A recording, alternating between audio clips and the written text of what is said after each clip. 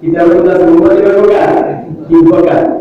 এক প্রকার মৌমাছি আয়াতের কাছে যারা তিন কাজ করেছেন যারা সহজে বুঝবেন, যারা তিন করে। এক প্রকার মৌমাছি খালি ঘুরে, খালি ঘুরে, কোনো কাজ নাই, খালি ব্যবহার করে ঘুরে। আরেক প্রকার মৌমাছি খালি এই ফুল একবার, এই ফুল একবার, এই ফুল একবার, ঠিক আছে, ওই দোকান দাঁড়িয়ে মানে এক ফুলের তো এক ফুলও যায়, এর মধু নেয় না। তিন নম্বর প্রকার যে মৌমাছিটা, এই মৌমাছিটা যেটার মধ্যে যায় এটা থেকে মধু নিয়ে এরপরে বের হয়। যারা ব্যবস্থা শুরু করে আমি বলছিলাম গায়ে একটা বাধা দিয়ে বুঝছেন না? তাইলে তিন প্রকার মৌমাছির মধ্যে এক প্রকার মৌমাছি খালি নিজে রোজগার করে, আর দুই প্রকার কি করে? একটা খালি এইখান করে রাখা, আরেকটা খালি ঘুরে।